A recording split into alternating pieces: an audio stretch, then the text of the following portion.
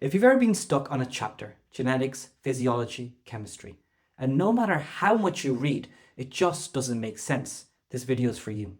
Most students spend hours trying to understand a topic that AI can explain in just seconds.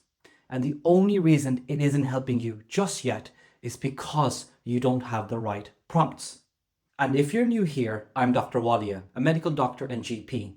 I'm obsessed with how people learn, and my job is simple: help you learn faster and study smarter.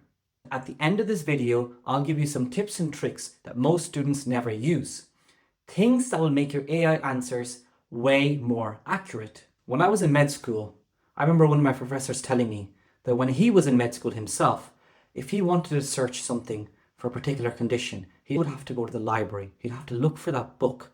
When he looked for that book, he'd have to find the chapter of which he needs the information for. He'd have to go through that chapter just to find that one line. That could have taken him hours to do. When we look back at that, that is insane.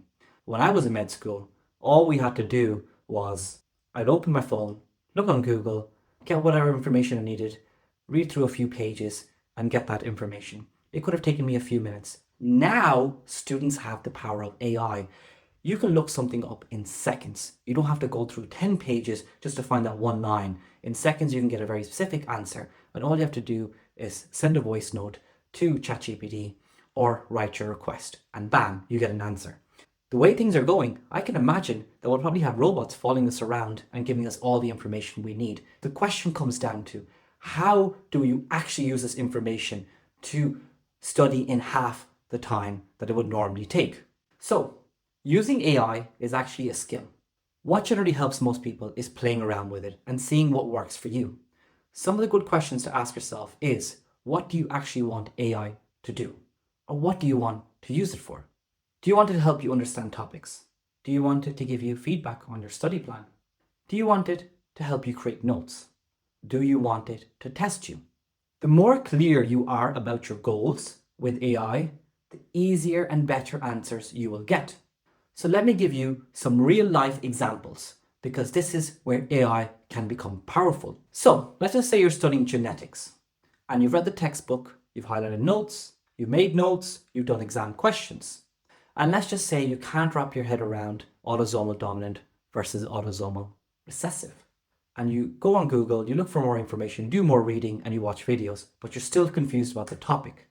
Here, ChatGPT can help massively. I recommend 4 prompts. The first prompt is, ask ChatGPT, can you explain autosomal recessive versus autosomal dominant like I'm a beginner? And here you're going to get great answers like you're a child, and you can keep asking it questions until you understand the concept or topic. So the second prompt is, explain this to me for my age and my exam. Now here you have to tell ChatGPT how old you are and input that into the prompt, and put the relevant exam, whether you're in college or you're doing the Leaving Cert, A-levels or SATs, and ChatGPT will give you a more relevant and expansive answer, and you combine that with the initial answer and get a much better understanding of the topic. And the third prompt is, give me analogies and easy ways to remember this topic. And ChatGPT will give you great ways to memorize the topic and also give you real life examples for you to remember it much better. And here you can transfer it to your notes and have the notes for the topic as the section is complete and you have much understanding of this problem. The fourth prompt is completely optional, but you can ask ChatGPT to give you 5 questions based on this topic. And here you can answer them with the voice function or the text function, and here you'll get an opportunity to test yourself. And this is a great way to completely understand the topic. I use this myself and I find it brilliant.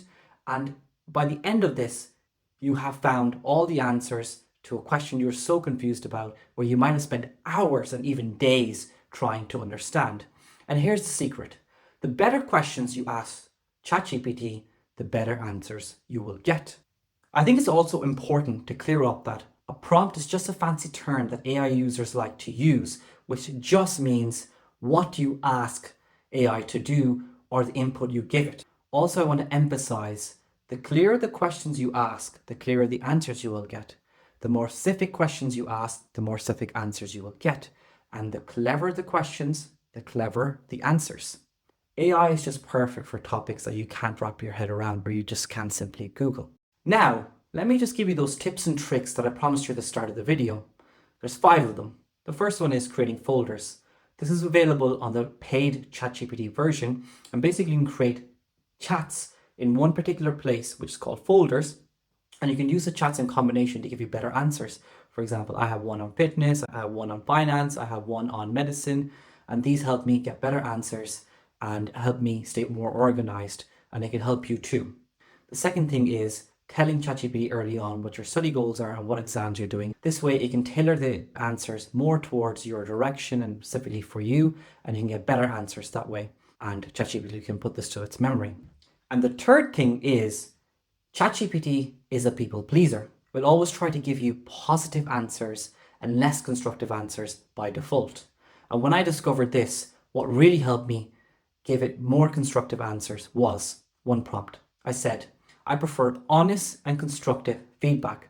Please avoid overly positive and sycophantic responses. When I did this, I asked it to save it to its memory, and all the answers from there on were great and much more constructive. That leads me on to the fourth thing that I was going to recommend is using the memory function of ChatGPT. If you want a specific thing from ChatGPT, you can ask it to save it to memory, and you can ask whatever you think is important to add it to its memory. For example, your goals or your study goals. And the fifth and final thing I was going to mention is you can play around with the settings in ChatGPT. You can set certain themes like nerd, cynic, listener, and this can help you get better answers in the way that you like. So let's wrap it up. AI won't replace your effort, but it will replace your confusion. The better you ask, the better it teaches. Use it well, personalize it, and make it part of your learning routine. Thank you for watching, and I'll see you on the next one.